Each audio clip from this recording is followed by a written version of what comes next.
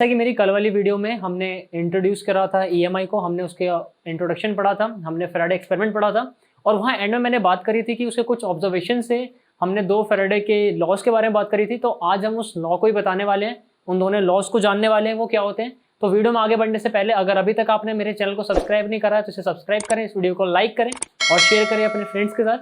Start करते हैं। तो आज की इस वीडियो का हमारा बेसिक मोटिव यही है कि सिर्फ हम दोनों लॉज को जानेंगे कि दोनों लॉज हैं क्या, और इस एक लॉ को यानी जो सेकंड वाला लॉ है इसको डिड्यूस भी करेंगे आगे तक। ठीक है, शुरुआत करते हैं। फर्स्ट लॉ ऑफ फैराडे, पहला लॉ क्या था? As there is relative motion between magnet and coil then EMF is induce. तो जैसे कि कल एक्सपेरिमेंट वाली वीडियो में हमने क्या देखा था, जो पहला ऑब्जर्वेशन था, पहला ऑब्जर्वेशन ये था कि जब भी रिलेटिव मोशन होगा बिटवीन मैग्नेट एंड कॉइल तो वहां पे क्या होगा, आपका ईएमएफ इंड्यूस होगा। तो यही हमारा फैराडे का पहला लॉ था कि रिलेटिव मोशन जब भी होगा मैग्नेट और कॉइल के बीच तो ईएमएफ इंड्यूस होगा। ठीक है, फिर हम बात करते हैं हमारे सेकंड लॉ की। सेकंड लॉ ये है, magnitude of EMF induce in a circuit is directly proportional to the rate of change of magnetic flux. तो ये जो हमारा सेकंड लॉ, देखो फर्स्ट लॉ से इतना कुछ हमें ध्यान नहीं रखना, बस डेफिनेशन देखनी है। ये जो सेकंड लॉ है, इस सेकंड लॉ पे हमारे न्यूमेरिकल्स आते हैं, ठीक है, एग्जाम में, तो इसको थोड़ा सा ध्यान से करना है। Magnitude of EMF induce in a circuit is directly proportional to the rate of change of magnetic flux. कि जो आपका ईएमएफ इंड्यूस हो रहा है किसी भी सर्किट में, उसका मैग्नीट्यूड डायरेक्टली प्रोपोर्शनल है rate of change of flux के। तो हम मानते हैं कि जो हमारा इनिशियल फ्लक्स है T1 टाइम में वो कितना है, φ1। हम फाइ से डिनोट करते हैं फ्लक्स को, तो φ1 है हमारा T1 टाइम पे और फाइनल फ्लक्स हो गया T2 टाइम पे φ2। तो इस स्टेटमेंट के अकॉर्डिंग, ये स्टेटमेंट है, ठीक, ये स्टेटमेंट है, तो इसके अकॉर्डिंग जो हमारा ईएमएफ इंड्यूस है यानी ई जो है वो डायरेक्टली प्रोपोर्शनल है rate of change of flux के। तो rate of change of flux अगर पहले बोला हुआ है तो ये क्या हो जाएगा, ई इक्वल्स टू, यानी E directly proportional to φ2 minus φ1 upon में T2 माइनस T1। जो आप प्रोपोर्शनैलिटी हटाते हो तो कांस्टेंट लगाते हो, मैंने यहाँ कांस्टेंट को 1 माना है, मैंने नहीं लगाया, तो आप भी वो ऐसे लिख लेना। तो E equals to minus φ2 minus φ1, ये माइनस साइन दोनों के बाहर है, अपॉन में T2 माइनस T1। तो यहाँ से आएगा E is equals to minus of del phi upon में डेल टी। डेल किस लिए यूज करते हैं हम, चेंज के लिए, तो यानी कि चेंज इन फ्लक्स अपॉन में चेंज इन टाइम। मैंने जो नेगेटिव साइन यूज करा है, negative sign shows in accordings to Lenz law.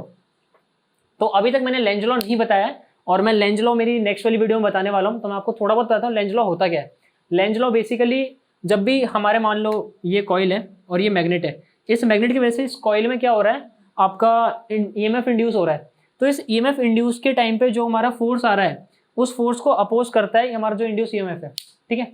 तो वहाँ पे क्या होगा, आपका जो नेगेटिव साइन शोज करेगा कि जो आपका इंड्यूस हो रहा है उसको अपोज किया जा रहा है, ठीक है, अपोजिट डायरेक्शन में। जैसे यहाँ पे क्या था, मान लो ये नॉर्थ था, ठीक है, और ये क्या था, नॉर्थ। अभी सेम सेम होगा, सेम होने पे क्या होता है, सेम सेम पुल क्या करते हैं, एक दूसरे को अट्रैक्ट करते हैं, ठीक है। अगर ये एक दूसरे को अट्रैक्ट करेंगे तो लेंज लॉ क्या करा देगा, रिपेल करा देगा, ठीक है। तो वही काम करता है लेंज लॉ, इसको हम कल बहुत अच्छे से देखने वाले हैं नेक्स्ट वीडियो में हमारे। तो इससे रिलेटेड कुछ स्पेशल पॉइंट है। अगर आपके पास कॉइल में एन टर्न है तो ई हो जाएगा minus N del phi upon में डेल टी, ठीक है। Next point, if R is resistance of coil तो देन आई इक्वल्स टू क्या होगा, यानी जो करंट है उसमें क्या हो जाएगा, I equals to E by R, क्योंकि ईएमएफ हमारा कहीं ना कहीं वोल्टेज की तरह ही काम करता है ना, पोटेंशियल की तरह। तो V equals to I R होता है और यहाँ पे वी कितना है, ई है, तो यहाँ पे E by R equals to I, जैसा मैंने लिखा equals to E by R. Derivative of flux with respect to time give E, तो यानी कि E equals to D phi by D T भी लिख सकते हैं। यानी कि अगर हम बात करें फ्लक्स का derivative with respect to time हमें क्या देता है, इंड्यूस ईएमएफ। नेक्स्ट पॉइंट है slope of flux versus T graph, यानी कि जो हमारा फ्लक्स और टाइम का ग्राफ होता है वो भी हमें इंड्यूस ईएमएफ देता है। कैसे, ये आपका फाई हो गया, ये टी हो गया, और मैंने माना ये सम कोई पर्टिकुलर डिस्टेंस है, यहाँ तक ये डिस्टेंस होगी आपकी डी फाई, ये डी टी थीटा एंगल पे, तो ई आ जाएगा D phi by D T, और ये इक्वल होगा किसके, टेन थीटा के। Next, area under the curve, area under the curve क्या होता है, E equals to minus del phi upon में डेल टी। ये आपका ऐसे बनता है, मान लो ये आपका पॉइंट है, यहाँ आपको निकालना है, तो ये हो गया डेल टी, ये हो गया डेल फाई, ये हो गया आपका इस लाइन के नीचे, इस लाइन के नीचे का एरिया। नेक्स्ट हम बात करते हैं जब भी फ्लक्स में चेंज होगा तो उसको हम कैसे निकालेंगे। तो ये आपके पास दो ऑप्शन है या दो केसेस हैं, आइदर आपका जो ईएमएफ इंड्यूस है वो क्या हो, कांस्टेंट हो या वेरिएबल हो।